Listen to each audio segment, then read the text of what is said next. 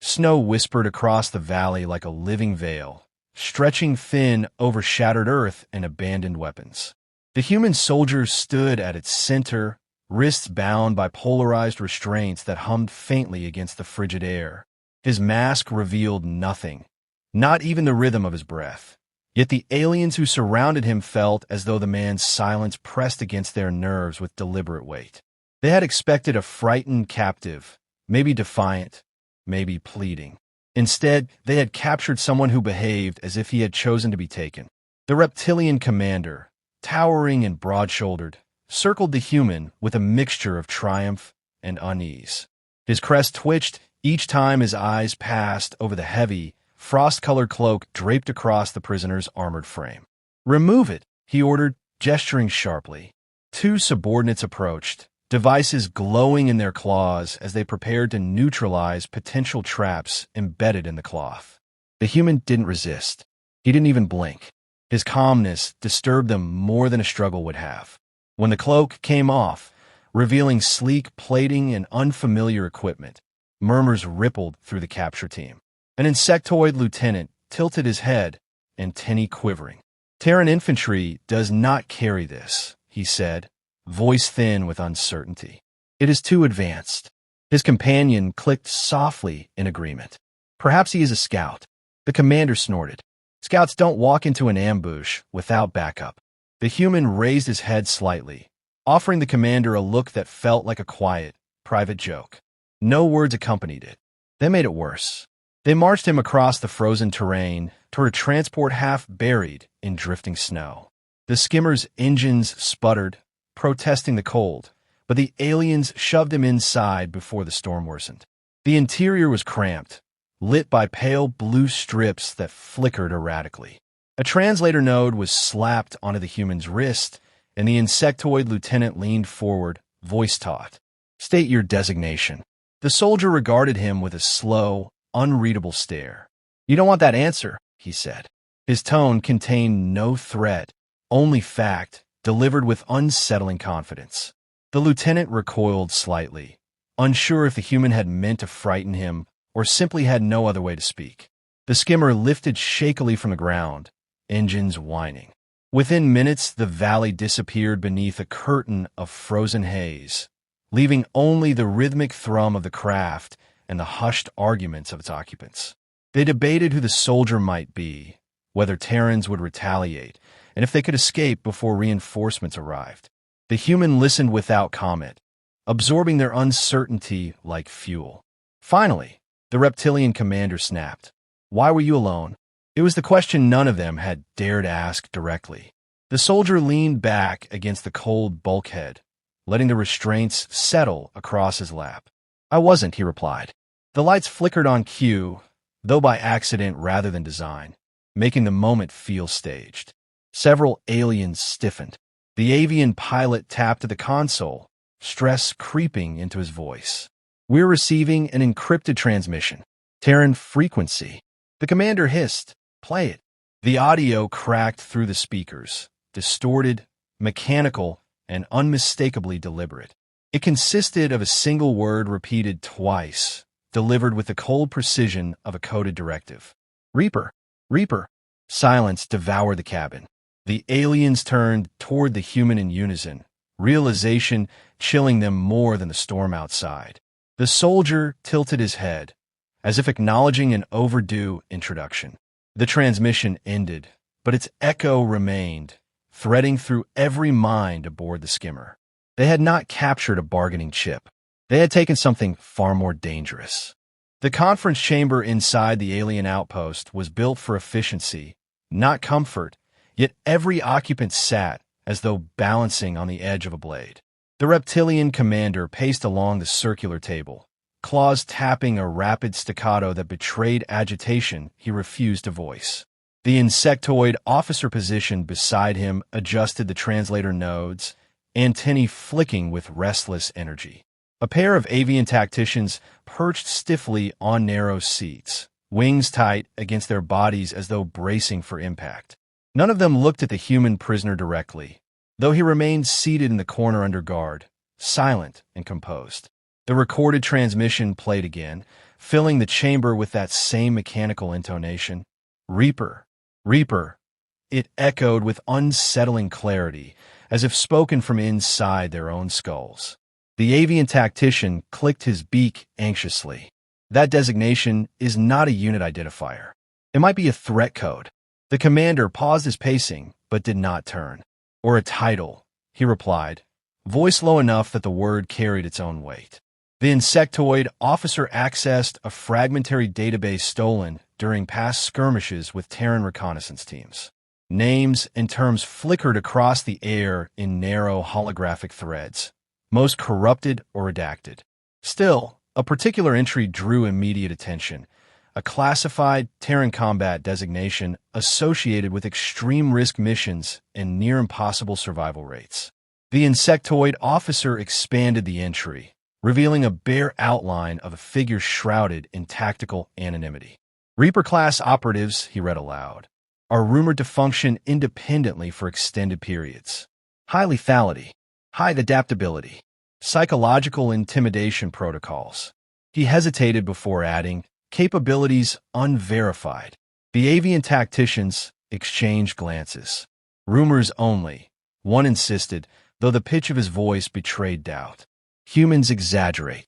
They embellish their soldiers to appear more formidable. The reptilian commander swiveled toward him, crest flattening. Exaggeration does not explain the behavior of our prisoner. He gestured toward the human, who met the motion with a slow, unreadable tilt of his head. Every eye in the room followed. The soldier sat straight-backed, wrists bound loosely now that the aliens felt uncertain about handling him. Though still masked, his presence filled the chamber more heavily than any weapon. He wasn't watching their screens. He was watching them, reading tension, cataloging weaknesses, waiting for information they had not realized they were giving. The insectoid officer clicked nervously. We must consider the possibility that he truly is a Reaper-class operative. His voice quavered as he added, if so, keeping him alive might incite unwanted consequences. The avian tactician scoffed, but his wings twitched involuntarily. Killing him might incite the same consequences, he countered. Terrans respond poorly when their soldiers vanish without explanation. The reptilian commander stopped pacing and faced the human fully for the first time since dragging him into captivity. Tell us the meaning of this designation, he demanded. Is it your name? Your rank? A threat. The human lifted his bound hands slightly, letting the restraints clink against the metal chair. It's a call sign, he answered with measured calm. Nothing more. His tone carried no pride, no bravado, only stark finality. The aliens leaned back as though the words themselves radiated heat. Why send a call sign instead of an extraction code? The insectoid officer murmured. The human's eyes narrowed behind the mask. Because, he said, anyone who needs more information already knows it. A tremor cut through the chamber floor before the aliens could respond. Dust sifted from the ceiling panels, drifting like a second snowfall. Alarms flickered to life, red lights strobing against the walls. The reptilian commander slammed a claw on the comm console. Report. Static answered him, followed by a distant reverberation, deep, rhythmic, unmistakable. Something heavy was striking the outer ice fields in calculated intervals. The avian tactician stiffened. Those are orbital descent signatures. The second tactician whispered, Terrans? The human prisoner didn't move, but a subtle shift in his breathing betrayed recognition. The insectoid officer turned toward him slowly, dread hollowing his voice. Your people are coming, aren't they? The human let silence speak first. Then, almost gently, he replied, they started the moment you heard my call sign. The first impact rattled the outpost hard enough that several ceiling panels snapped loose, clattering across the floor like metallic hail. Alien soldiers scrambled into formation, their movements frantic and uneven, while the reptilian commander barked orders that dissolved beneath the rising howl of wind outside. The human prisoner remained seated, hands resting lightly on his knees, posture unchanged. His stillness no longer read as defiance. It felt like foreknowledge. Every alien, I kept drifting toward him as though he were the true epicenter of the quake. A second impact thundered through the ice fields, closer this time, unmistakably deliberate. The avian tactician rushed to the nearest viewport, feathers puffed in alarm. Through the swirling frost, he glimpsed the silhouettes of descent pods, sleek, obsidian shapes melting through the storm like falling shadows. Their landing thrusters burned brief, violent circles into the snow before extinguishing, leaving the valley in eerie silence. The tactician whispered, "No Terran vessel uses that model. Those are Black Ops drops." His voice cracked on the last word. The insectoid officer scrambled to reinforce the doors, mandibles clicking at a frantic rhythm. His hands shook as he activated the shielding grid, though each panel flickered unsteadily under the pressure of the cold. "We cannot allow them ingress," he insisted, more to steady his nerves than to give instruction. The commander shot him a hard look. "We may not have a choice." He turned back toward the human. "Tell them to stand down." The soldier lifted his gaze with slow precision. "They don't respond to voice commands," he said.